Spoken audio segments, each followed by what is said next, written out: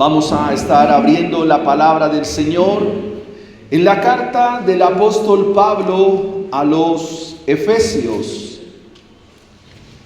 Esta carta es sin lugar a dudas el libro de la teología paulina. Es un libro o una carta donde el apóstol profundiza en el significado del Evangelio. Y a través de esta carta la iglesia es edificada, la iglesia es santificada. Y vamos a estar considerando el versículo 1. Efesios capítulo 1, versículo 1. Y quisiera preguntar a ustedes si en algún momento de sus vidas han recibido una carta, un mensaje que haya cambiado trascendentalmente sus vidas. Para que usted haga memoria en esta mañana, en qué parte de su vida, en qué momento de su historia usted recibió un mensaje en el cual su vida cambió dramáticamente, cambió sustancialmente.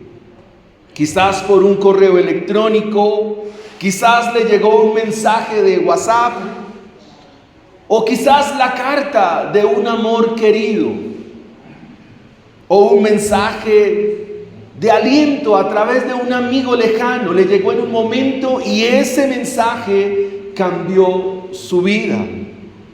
Amados hermanos, esa es la carta a los Efesios. La carta a los Efesios es un mensaje que cambiará trascendentalmente nuestra vida. Cambiará profundamente nuestra manera de ver el Evangelio. Pablo se dirige a los creyentes en Éfeso y por extensión a nosotros.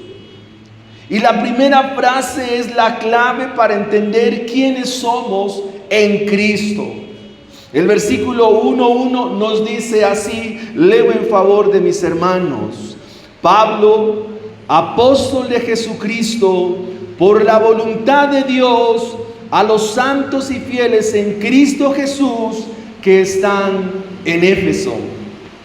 Ese es el versículo a considerar en esta mañana. El título de nuestro sermón es A los santos y fieles en Cristo. A los santos y fieles en Cristo. Pero quisiera que antes de esbozar el sermón en sus 3 puntos, pudiéramos considerar lo que el apóstol está diciendo. El apóstol está hablando desde Roma, está en la prisión, y por medio de este escrito ahora va a alentar una comunidad que está siendo atestada por la cultura pagana y que ha perdido de vista la esencia del Evangelio. Lo primero que el apóstol va a manifestar es al indicarnos el sello apostólico de la carta. Se presenta como Paulos, el nombre griego de Saúl. El mismo apóstol dice emisario de Jesucristo. Y quisiera que usted pudiera mirar esas preposiciones intermedias que hacen presencia en este versículo. Por favor, mire su Biblia. Dice Pablo, apóstol de Jesucristo. Esa es una preposición que indica propiedad. Es decir, que al igual que Pablo, al igual que todos los creyentes, son propiedad de Cristo. Cuando decimos Pablo, apóstol de Jesucristo, está indicando esta preposición que el apóstol le pertenece a Cristo. Está indicando que su iglesia le pertenece a Cristo. Ahora nos muestra, dice, por la voluntad. Ese por nos muestra la causalidad. Es decir, ¿cuál es la consecuencia de que él ahora sea un apóstol o sea un emisario? No solo es propiedad de Cristo, sino que la causa es la misma voluntad de Dios. Dice Pablo, apóstol de Jesucristo, por la voluntad. O sea, ¿es voluntad de Dios o fue voluntad de Dios que él fuera su emisario? Así como es la misma voluntad de Dios que todos nosotros seamos también pregoneros y ministros del Evangelio. A los santos y fieles en Cristo. Esa expresión nos muestra que estamos como dentro de Cristo, o que estamos unidos a Cristo, que no solo pertenecemos a Cristo, sino que Cristo mismo nos contiene. Dicho esto, mis hermanos, vamos a considerar entonces nuestro sermón en esta mañana. A los santos y fieles en Cristo. Y nuestro primer punto en esta mañana es a los santos. A los santos. El mensaje del Evangelio, la enseñanza del Evangelio, la instrucción que viene por el Evangelio, solo está destinada a los santos. Solo los santos serán receptores del mensaje que sale de la boca de Dios, porque serán los santos los únicos que recibirán su mensaje. Una persona que está en la iglesia, pero que no es llamado a santidad, por más que se le mencione el mensaje, por más que se le predique el mensaje, si no está en el plan de Dios, si no está en el plan del Señor, nunca podrá entender el mensaje de santidad. Para un santo no habrá más melodía deleitosa a su oído que le hablen de la santidad que es en Cristo Jesús. Para un santo, para un escogido de Dios, como lo menciona la carta, no habrá más deleite a su vida que le hablen de la santidad. Amada iglesia, en la santidad hay gozo, en la santidad hay delicia. El vivir consagrado para Cristo, el vivir apartado para Cristo es motivo de gozo, no es motivo de legalidad y mucho menos motivo de desidia. Porque bienaventurados los limpios de corazón, porque ellos verán a Dios, dice el Señor en el Sermón del Monte. Bienaventurado, dichoso aquel cuyo corazón es limpio delante de Dios. Amén. A los santos. La santidad es un llamado. Cuando se habla a los santos, no debemos pensar en ese concepto católico. Es decir, que después que una persona muere y si en vida esta persona hizo una serie de cosas, quizás altruistas y benéficas, y después de un proceso de canonización, después de un estudio, cumple con ciertos requisitos, entonces esta persona dentro del fuero católico es llamado a santidad y le llaman los santos. Pero no es así en nuestras congregaciones, no es así en la iglesia. La palabra que se usa aquí es la palabra agios y habla a personas que están realmente en vida. Los santos son personas que están vivas. Así nos dice el texto. Pablo, apóstol de Jesucristo, por la voluntad de Dios, ¿a quiénes? A los santos. Deduzca, mi hermano, por el texto que esta comunidad que estaba allí en el valle de Lisias Lo que se conoce como Éfeso eran personas que estaban vivas, a los santos. Y esta palabra santo significa apartado por Dios y consagrado para Dios. Apartado por Dios y para Dios.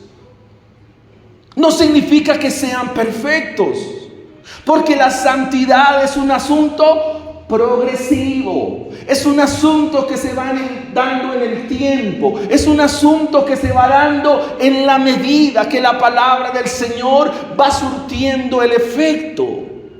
Cuando hablamos de apartados para Dios, estamos hablando de un proceso de consagración.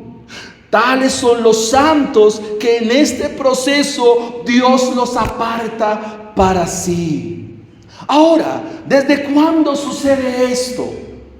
Mire el versículo 4 de Efesios capítulo 1. Dice, según nos escogió en Él, es decir, en Cristo. ¿Desde cuándo? Desde antes de la fundación del mundo. Hay un llamado, hay un propósito.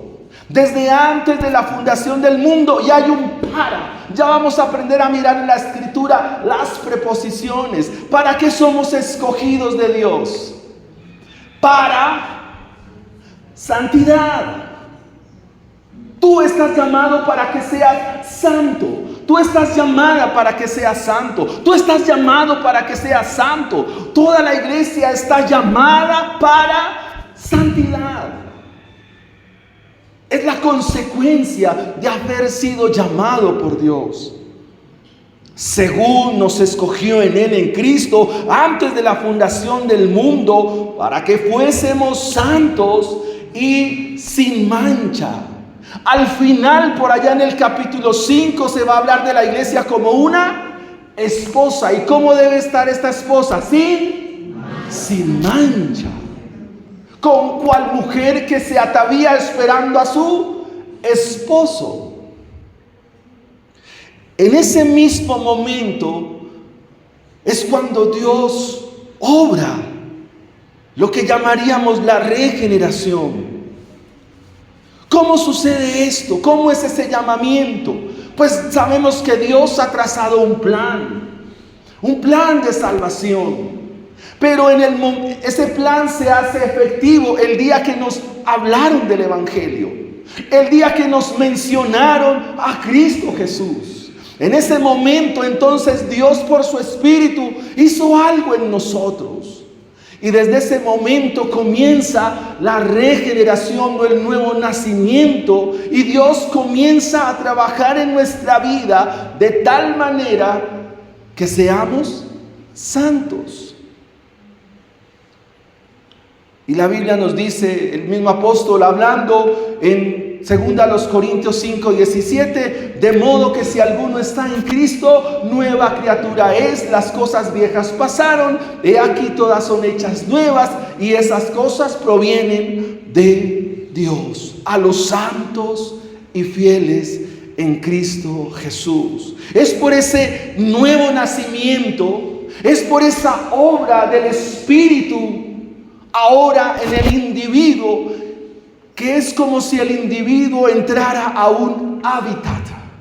Es como si entrara a un nuevo lugar. Y ese lugar se llama la santidad. Al hábitat de la santidad. Ese hábitat es el lugar donde Dios habita. Y donde los creyentes pueden vivir una vida dedicada a Él.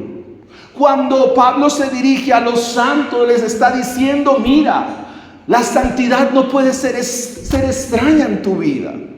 Porque ese es el lugar donde reside Dios. Ese es el lugar donde habita Dios. Es el lugar donde está Dios. Y cualquiera que se acerca a Él, por supuesto, debe acercarse y debe hacerlo en santidad. Usted recuerda el pasaje del Éxodo capítulo 3, cuando Moisés está pastoreando las ovejas de su suegro Yetro, que le dice el Señor, cuando se iba acercando a la zarza, recuerda que le dijo, quita el calzado de tus pies porque el lugar donde estás santo es. Es el mismo de ayer, Dios es el mismo de hoy y es el mismo de siempre. Las formas no han cambiado. La metodología para que todo aquel que se acerca a Dios lo haga no ha cambiado. Amados hermanos, ¿cómo un individuo entonces puede acercarse a un Dios que es santo? Y déjame decirte que la santidad es el atributo por el cual Dios no admite ninguna forma de pecado. Es el atributo por el cual Dios dice que nada inmundo ha de estar en su presencia. ¿Cómo entonces un individuo, como nosotros como iglesia, hoy podemos acceder a la misma presencia de Dios? ¿Qué dice la Biblia? ¿De qué se requiere? ¿Cómo se hacía en la antigüedad? ¿Cómo el pueblo indómito de dura cerviz, como un pueblo tan cargado de pecado, con un corazón contaminado, con un corazón pecaminoso, podía acercarse a un Dios que es infinitamente santo? ¿Cómo lo hacían?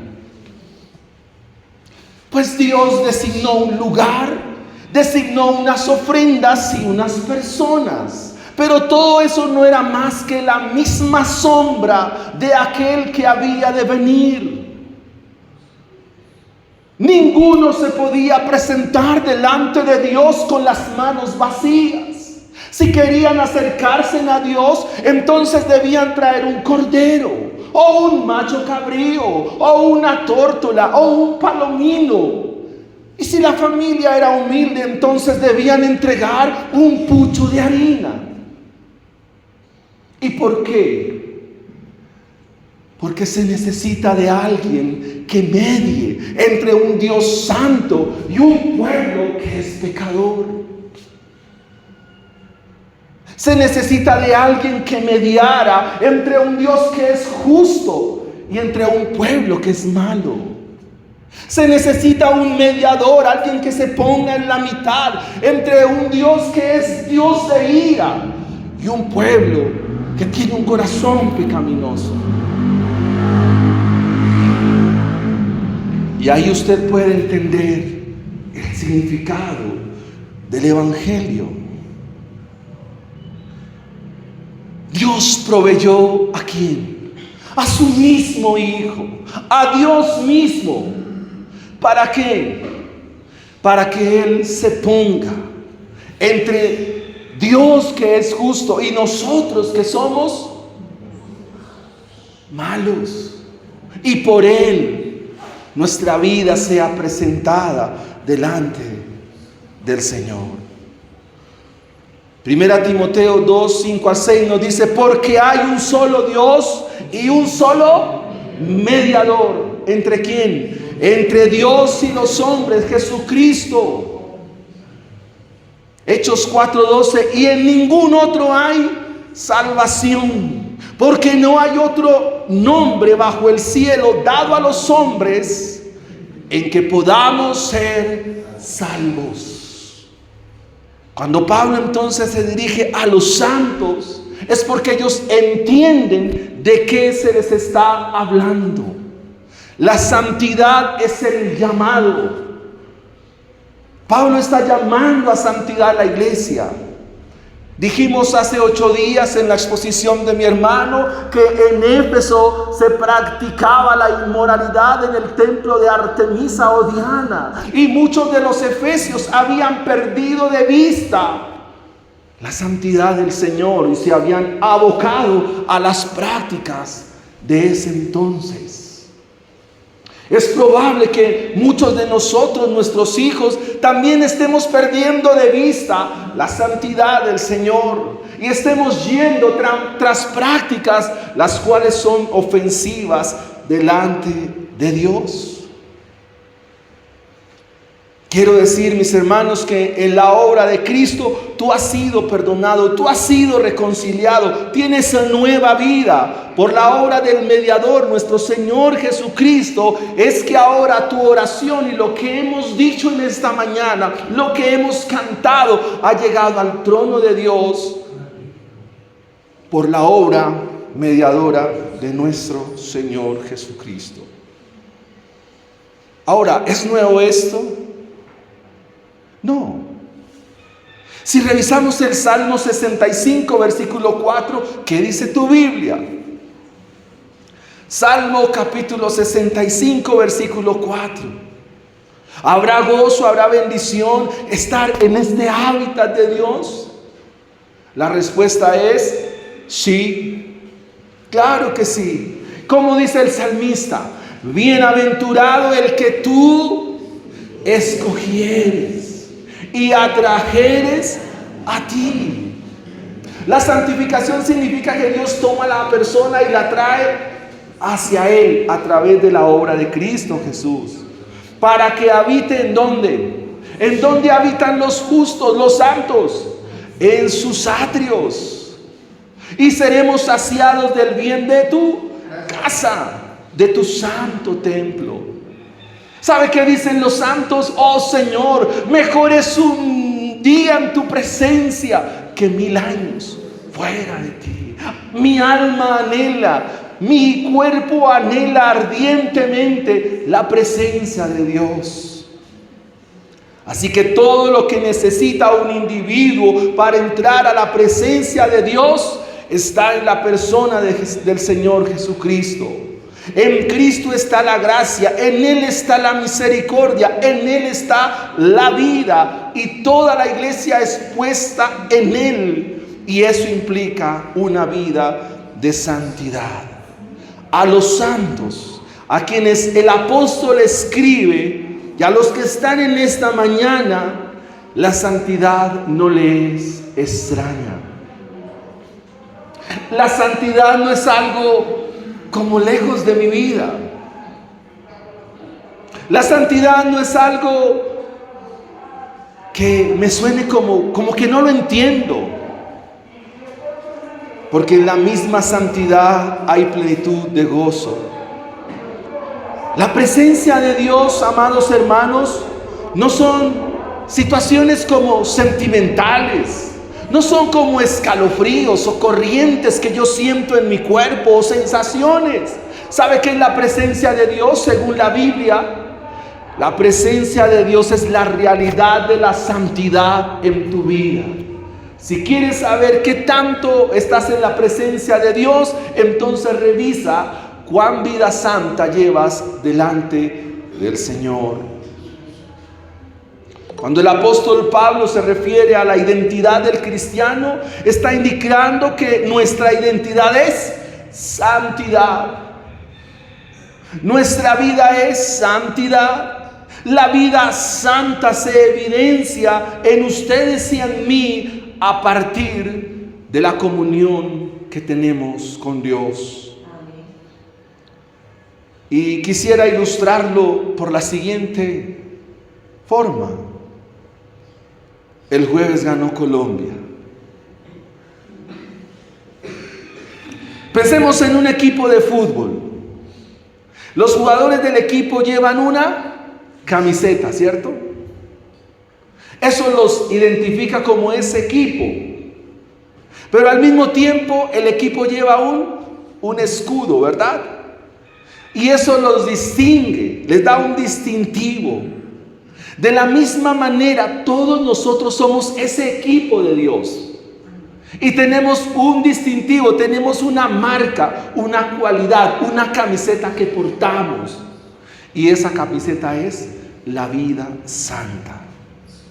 Eso nos hace diferentes, distintos de la sociedad en la cual vivimos. Es lo que debían entender los efesios por el llamado que Dios había hecho. Así que, mis hermanos, ser santo implica que la santidad de Dios está sobre nuestras vidas. Tú eres en tu vida un reflejo de la santidad de Dios. Amén. A los santos. Ahora nuestro segundo punto es, ¿a quién más? A los santos y a los fieles. Si la santidad es el llamado, la fidelidad es la respuesta. La fidelidad es la respuesta. La fidelidad es otra cualidad que reposa en los santos. El hecho de ser santo implica ser fiel. La palabra que se usa aquí indica que son dignos de confianza y que son leales. ¿Pero leales a quién? ¿Al pastor? ¿A los líderes? ¿A la denominación? No, mis hermanos, aquí deben ser fieles y leales a Dios, a Él. A Él sí. Significa, en términos prácticos, en términos sencillos, que la fidelidad es como cuando sacamos una fotocopia. Cuando usted va a sacar una fotocopia, ¿qué lleva? Una original, ¿cierto? Y sobre esa original, ¿usted qué pone? ¿Qué le sacan? La copia. Eso es fidelidad. O sea, fidelidad significa lo más parecido a. Ustedes ya saben quién es el original. ¿Quién es el original? ¿Y ustedes qué son? La copia. La copia. Eso a ustedes los hace fieles, mis hermanos. Eso es fidelidad. Lo más parecido a Cristo. Lo más semejante a Cristo. Más adelante se le va a decir que la tarea es que todos seamos formados a la imagen y semejanza del varón perfecto. Eso lo dice la carta. Ya sabemos que se lee en 20 minutos. Ahora, si tú quieres saber qué tan fiel eres, pregúntate en esta mañana, ¿qué tanto te pareces a Jesús? ¿Qué tan parecida eres a Jesús? ¿Qué tanto te pareces tú a Jesús? ¿Cómo estamos de parecernos a Jesús? Porque esa es la distinción de los santos y los fieles. El versículo 6 o 5 mejor, nos dice que el Señor en su amor nos predestinó para ser adoptados como hijos suyos por medio de su Hijo Jesucristo, de nuestro Señor Jesucristo. Significa que Jesús es nuestro hermano mayor. ¿Qué es un hijo adoptado? Es alguien que no era hijo, pero que ahora es hijo y recibe los mismos derechos, los mismos privilegios, pero también los mismos deberes. ¿Sí está claro? Un adoptado, cuando se adopta un hijo, es un hijo que no era mi hijo, pero que ahora es mi hijo y que va a gozar de los mismos derechos, los mismos beneficios, pero también los mismos deberes. Entonces, si Jesús es el Hijo Santo de Dios, ¿qué deben hacer sus hermanos? Pues ser exactamente lo mismo, y eso es fidelidad. El Señor Jesucristo, cuando es bautizado allá en Mateo capítulo 4, frente al bautista Juan, está en el río Jordán. ¿Qué se escucha del cielo? Este es mi Hijo amado en quien tengo toda mi complacencia. A él oíd, dice el texto griego. Si el Padre se complace en sus hijos, en su Hijo, también, ¿qué por naturaleza hace el Padre en nosotros? ¿Será que se complace? ¿Sí o no?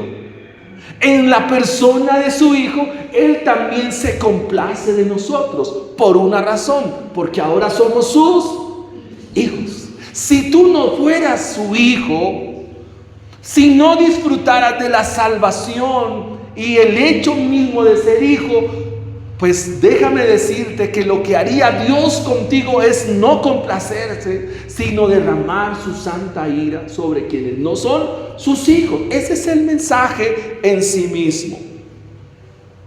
Cuando se me habla entonces de los fieles, son personas que agradan a Dios. Son personas que rebosan de alabanza y gratitud a Dios. Es como un perfume que se hace olor fragante a la presencia del Señor.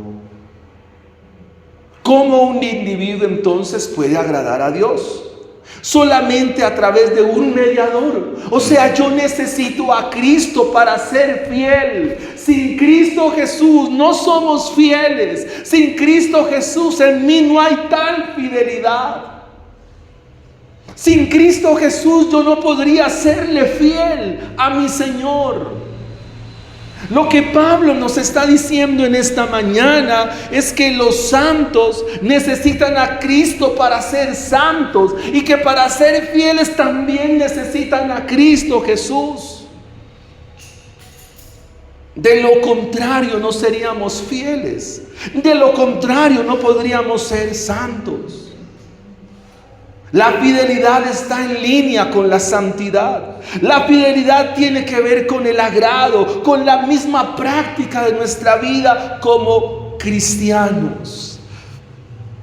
A este asunto de la fidelidad, el apóstol le dedica desde el capítulo 4 hasta el capítulo 6.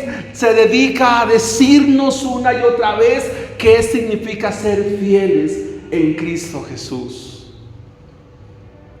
Si eres fiel a Dios, serás fiel a tu esposa. Amén. Si eres fiel a Dios, serás fiel a tus padres jóvenes. Niños, para que lo expliquen en su casa. Si quiero ver que mi hijo sea fiel a mí, yo primero debo llevarlo a que sea fiel a Dios. Si eres fiel a Dios, serás fiel en tu trabajo. Si eres fiel a Dios, serás fiel a la iglesia. Si eres fiel a Dios, serás fiel en toda tu práctica de vida como cristiano. Si eres fiel a Dios, andarás conforme a la vocación con la cual fuiste llamado. Si eres fiel a Dios, entonces serás solícito en guardar la unidad del Espíritu. Si eres fiel a Dios, entonces no serás llevado por cualquier viento de doctrina. Si eres fiel a Dios, serás un cristiano cimentado. Si eres fiel a Dios, serás un cristiano que crecerás para edificación. Si eres fiel a Dios, serás un cristiano de bendición. Si eres fiel a Dios, serás un hombre y una mujer de provecho en el lugar donde Dios te ha puesto. Eso significa ser fiel. Ser fiel a Dios hará de tu vida una vida de bendición, una vida de gratitud. Si eres fiel a Dios, te despojarás del viejo hombre que está viciado con deseos carnales. Lea los capítulos 4 y 5 y te va a indicar que si eres fiel a Dios, sabrás aprovechar bien el tiempo, porque los días son malos. ¿Entienden lo que significa la fidelidad a Dios? ¿Me estoy dando a entender, mis hermanos? O mejor, ¿entienden lo que la carta nos quiere decir? ¿Somos fieles a Dios? ¿O estamos en el proceso? Yo estoy en el proceso. Ustedes, hay esperanza. Si somos fieles a Dios, dice que en nosotros no brotará ninguna raíz de amargura. Si somos fieles a Dios, el enojo se irá ¿qué?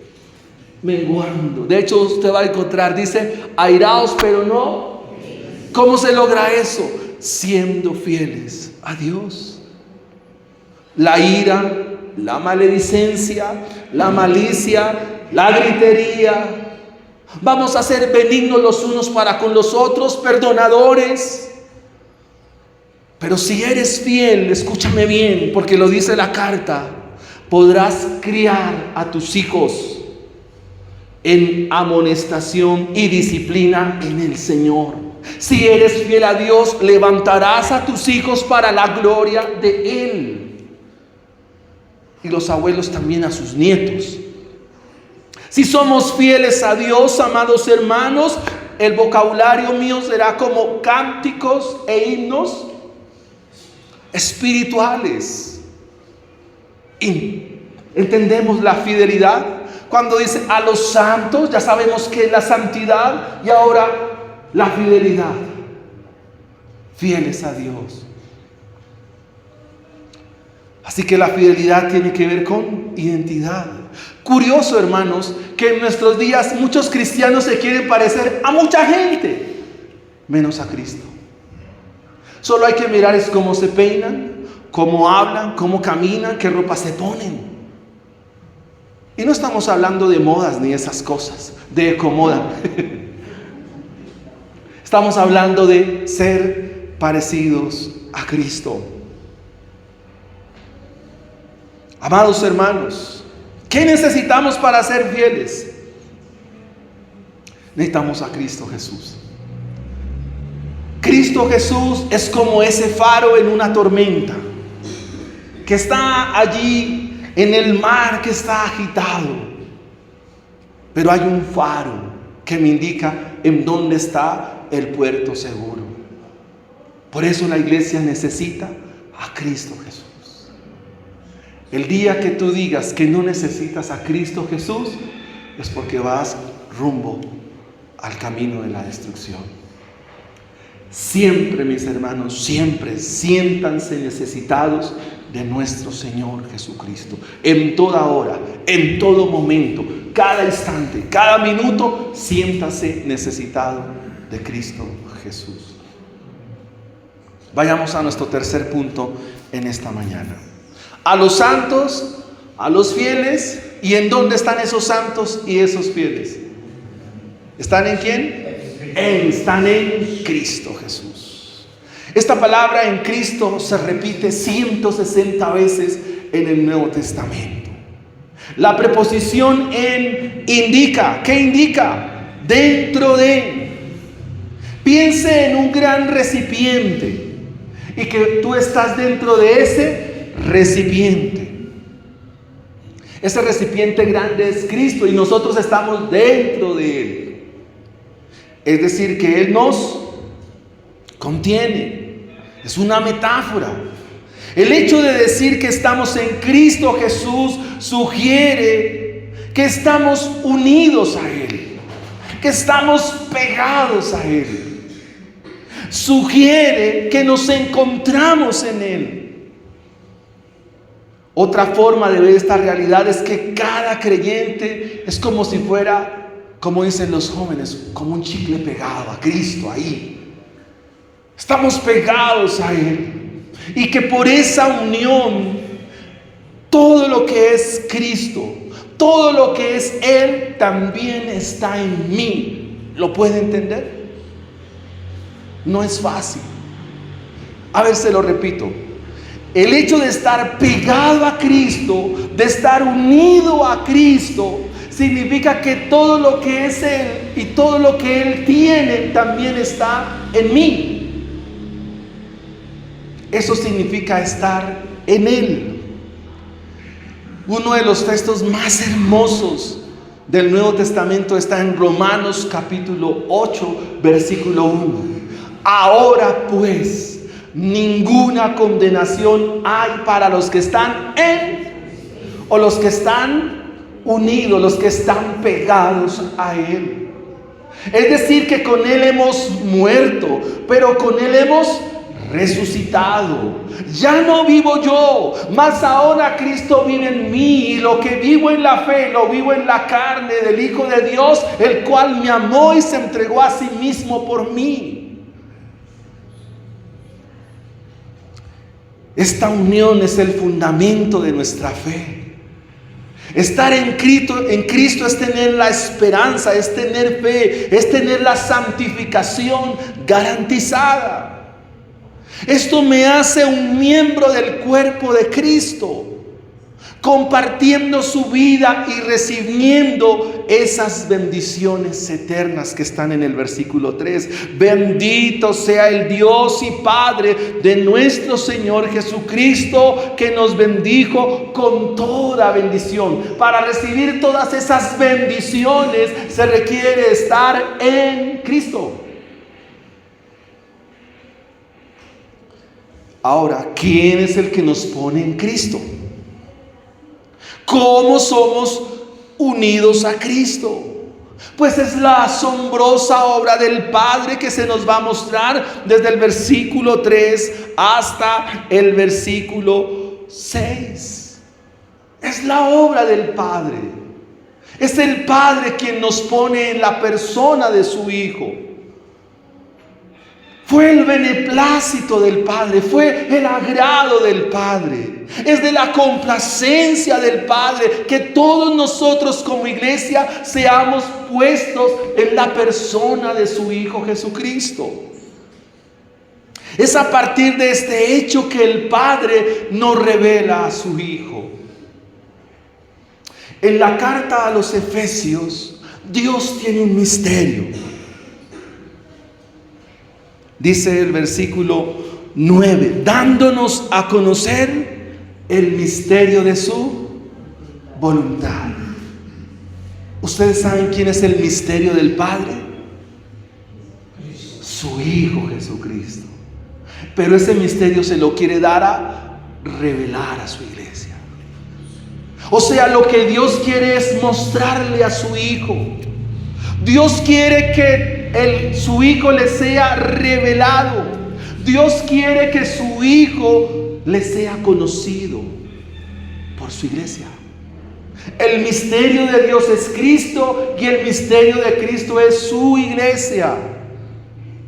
Cuando Pablo le está hablando a los Gálatas, le dice estas palabras en el capítulo 1, versículos 13 en adelante, dice que fue el agrado del Padre revelarle a su Hijo.